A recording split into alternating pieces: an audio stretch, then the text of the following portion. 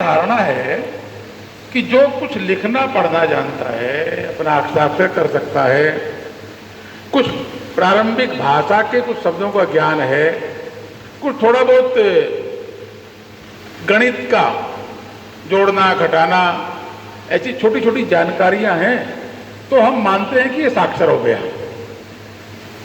और जो इतना भी नहीं जानता उसको हम कहते हैं ये निरक्षर है। ये एक रूढ़ मान्यता हो गई। परंतु 21वीं सदी में जब हम साक्षरता का मापदंड तय करते हैं तो हम कितना पढ़ना लिखना जानते हैं ये उसका आधार नहीं है।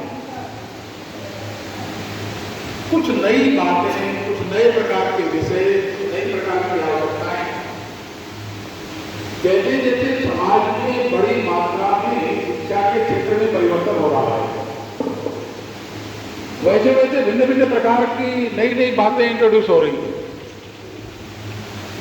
उसके आधार पर जो उन बातों को समझता है, जो उन बातों को जानता है और उन बातों को क्रियान्वयन करता है, वो साक्षर कहलाएगा।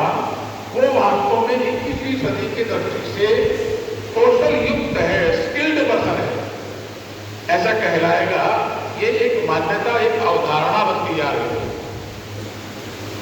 तो हमें विचार करना है कि फिर वो 21वीं सदी के स्किल्ड हैं क्या? कौन सी स्किल्स की बात करते हैं, कौन सी कौशल की बात करते हैं जिनके आधार पर एजुकेशन फील्ड में, शैक्षिक जगत में हम स्किल्ड पर्सन के नाते से, कौशल युक्त व्यक्तित्व के नाते से जाने जाए।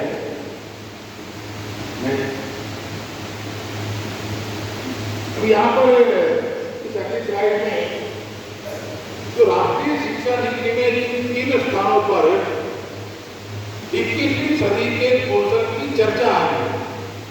4वें अध्याय के 4वें बिंदु में है, 16वें अध्याय के 18वें अध्याय के 6 बिंदु में है और 24वें अध्याय के 4 बिंदु में है।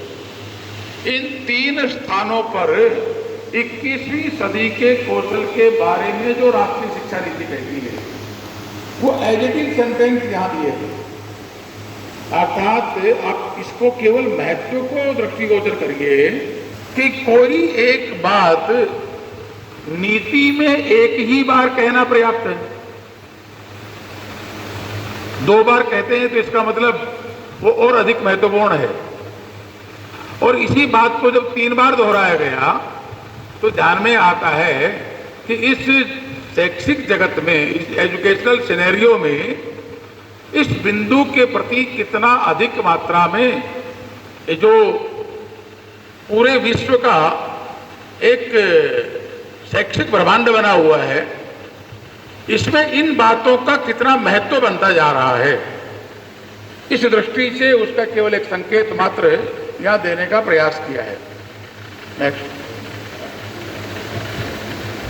अब यहां एक प्रश्न आपके बीच में मैं छोड़ रहा हूं, क्या हम 21वीं सदी के शिक्षक बनने के लिए तैयार हैं? शिक्षक तो हम हैं ही है, नए हैं तो भी सिलेक्शन हो गया है, पहले प्रधानाचार्य हैं, कुछ स्थायित्व वर्क कर रहे हैं, इसका मतलब वो पहले से एग्जिस्टिंग टीचर हैं। लेकिन यहां प्रश्न है 21वीं सदी के शिक्षक का। शिक्षक होना और 21वीं सदी का शिक्षक होना, दोनों में एक साइकोलॉजिकल चेंजेस है, एक मनोवैज्ञानिक भिन्नता है, अंतर है। तो आपका इस प्रश्न का उत्तर क्या है?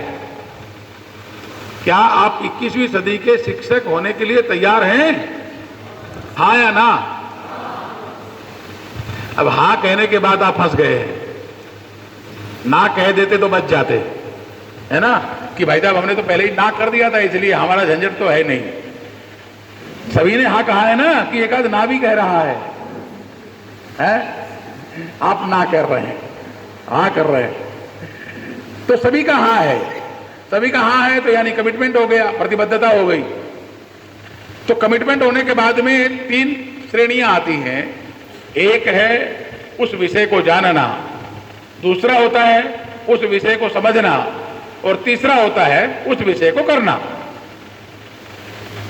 जो डेलस रिपोर्ट की बात आती है ना, उसमें लर्निंग टू लर्न के साथ लर्निंग टू डू और लर्निंग टू बी, यानी उस विषय को करते हुए अपने जीवन में उतारना, ये जो अपेक्षित है, उसके अनुसार हम आगे चर्चा करेंगे कि 21वीं सदी के कौशल क्या हैं।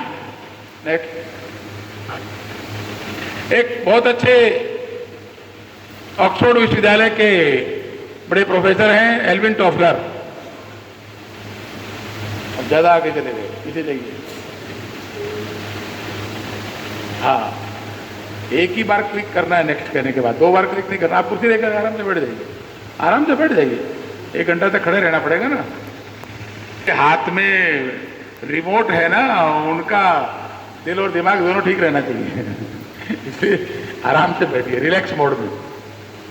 तो जो मिस्टर एल्विन टॉफलर हैं, ऑक्सफोर्ड विश्वविद्यालय के एक बड़े फ्यूचरिस्ट माने जाते हैं, भविष्य दृष्टा माने जाते हैं, उन्होंने यहाँ अंग्रेजी में जो एक शब्द का, एक वाक्य का प्रयोग किया है, इसमें हिंदी रूपांतर करके उसको डाला गया है। वो अपने वाक्य में 3 बातों का प्रयोग करते हैं। एक है लर्न, दूसरा है अनलर्न और तीसरा है रीलर्न। सीखना, भूलना और पुनः सीखना, ये 3 प्रकार की बातों की चर्चा करते हैं वो। तो लर्न तो समझ में आता है, सीखना समझ में आता है कि भाई हम सब कुछ सीखते हैं, हमेशा सीखते रहते हैं, विषय पढ़ाना है उसके लिए पूर्व तैयारी करते हैं, विद्यार्थी थे तब भी कुछ न कुछ नया सीखते थे। परंतु ये जो भूलना है और भूलने के बाद फिर पुनः सीखना है, इसका क्या लॉजिक है? अगर दोबारा सीखना ही है तो फिर भूलना क्यों? ये जो बीच में है, सीखना, भूलना और पुनः सीखना, लर्न, अनलर्न एंड रीलर्न, तो ये भूलने की अपेक्षा क्या है? आप क्या समझते हैं इससे? मिस्टर एल्विन टॉफलर पहले का जो ज्ञात है उसको छोड़ देना।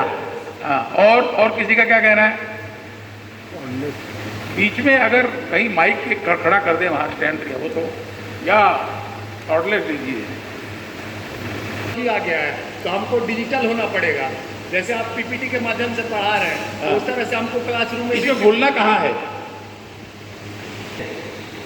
अर्थात पहले की जो शिक्षा पद्धति है उसको भूलना होगा। शिक्षा पद्धति जो हमारे विद्या भारती के द्वारा अथवा नए पाठ्य पुस्तक जो समाहित किए जा रहे हैं उसे सीखना होगा और बच्चों को सिखाना होगा। प्रोफेसर एल्विन टॉफलर का ये है कि जो हमारा कन्वेंशनल मेथड है, हमें समय के साथ अपडेट होना चाहिए, अपग्रेड करना चाहिए, टेक्नोलॉजी फ्रेंडली होना चाहिए, कन्वेंशनल को छोड़कर।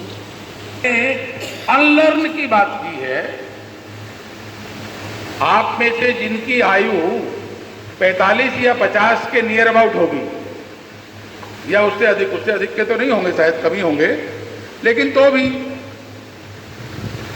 45-40 या उसके ऊपर, उनको शायद अगर वो किसी बड़े मेट्रोपॉलिटन सिटी में प्राथमिक शिक्षा प्राप्त किए हों तो मुझे नहीं मालूम, लेकिन अगर ग्रामीण परिवेश में प्राथमिक शिक्षा प्राप्त किए होंगे तो उनको ध्यान में होगा कि पहली कक्षा में जब हम पढ़ते थे तो लकड़ी की एक तख्ती होती थी, उसके ऊपर वो जो पीली मिट्टी होती है ना, मुल्तानी मिट्टी बोलते हैं सामान्य रूप से उसको, मुल्तान से कोई संबंध नहीं है, भारत की है वो, लेकिन वो मुल्तानी मिट्टी ऐसा प्रसिद्ध हो गई, उससे उसके ऊपर जिसे पॉलिश कहते हैं, लिपाई वो की जाती थी। और फिर वो जो कलम होती थी, हमारे जो शिक्षक होते थे वो उसको बड़ा ढंग से तराशते थे, एक स्याही की दवात होती थी, उसमें डुबो करके सुलेख बनाने के लिए धीरे धीरे अभ्यास करवाया जाता था। प्रथम कक्षा से ही वो अभ्यास होता था। आज कहीं किसी भी विद्यालय में ऐसा कोई अभ्यास किसी लकड़ी की तख्ती पर होता है क्या? कहीं होता है? दुनिया में कहीं नहीं होता।